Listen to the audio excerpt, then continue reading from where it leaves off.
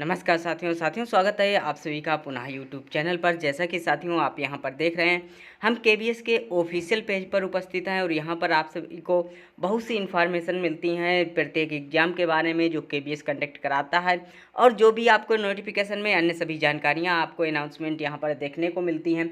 आज मैंने बहुत ही पुराना एक अनाउंसमेंट आप लोगों के लिए लेकर आया हूँ कि केबीएस किस तरह से नॉर्मलाइजेशन करता है। जब भी एक से ज़्यादा शिफ्ट में एग्जाम होता है तब नॉर्मलाइजेशन की प्रक्रिया लगती है। तो नॉर्मलाइजेशन के बारे में आज मैं आपको बात करता हूं। तो किस तरह केबीएस नॉर्मलाइजेशन करेगा, तो सबसे पहले इस पर चर्चा करते हैं। तो सबसे पहले हम आपको एक पीडीएफ यहां पर दिखाना चाहते हैं, तो आइए सबसे पहले उस पीडीएफ को आपको शो कराते हैं। तो सबसे पहले केंद्रीय विद्यालय संगठन का यह एक पेज है जहां पर जो नोटिस में कहा गया है कि यह जो नोटिस है नॉर्मलाइजेशन के संबंध में ही है, और लगातार इसके बारे में चर्चाएं हो रही हैं कि यह नॉर्मलाइजेशन प्रक्रिया में किस आधार पर कराया जाएगा।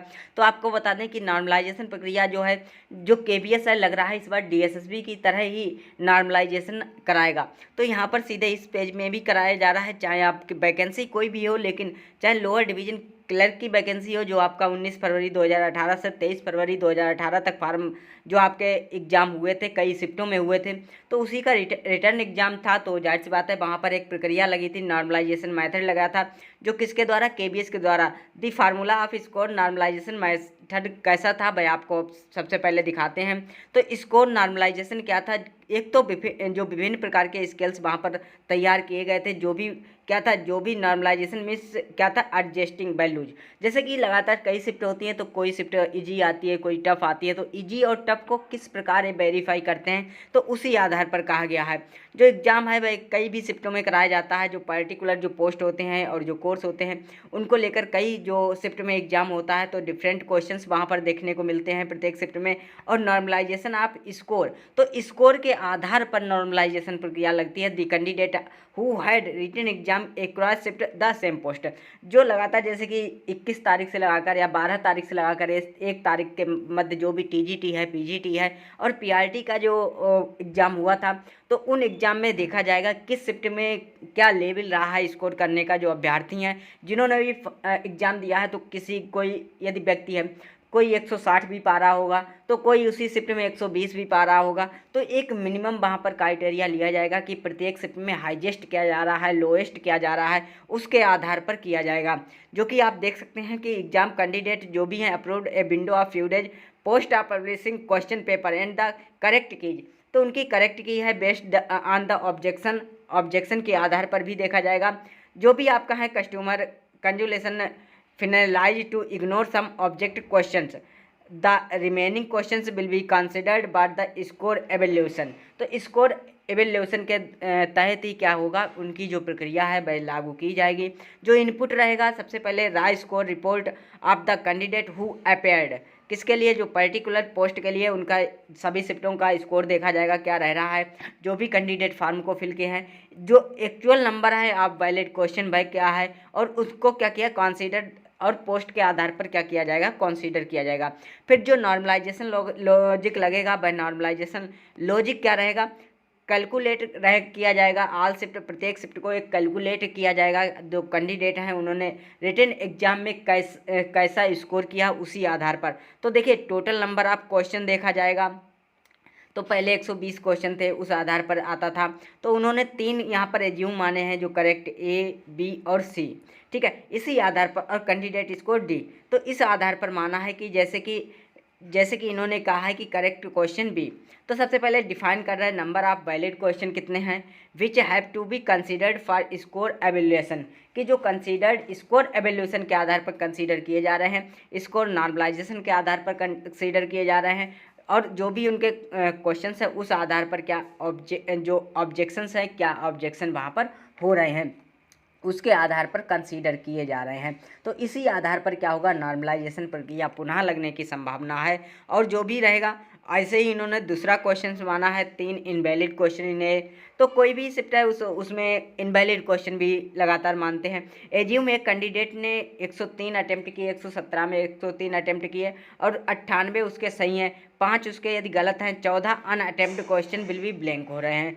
तो क्या उस आधार पर बनेगा, तो वही आधार यहाँ पर भी देखा जाएगा। टोटल करेक्ट रिस्पॉन्स क्या रहेगा, define a number of question, जो रिस्पॉन्स रहेगा जो answer correctly by the candidate, जो total number of valid question का कितने करेक्टली वहाँ पर दिया जा रहा है उस आधार पर भी रहेगा। कैंडिडेट स्कोर और टोटल करेक्ट रिस्पॉन्स क्या है। इन एग्जाम्पल, जैसे इन्होंने एग्जाम्पल लिया, कई तरह की यहाँ पर एवेल्यूशन लिया जाता है, जैसे कि रहेगा कैंडिडेट स्कोर नॉर्मलाइजेशन की प्रक्रिया रहेगी, ई बराबर क्या लगाएंगे, डी बाई बी इंटू 100।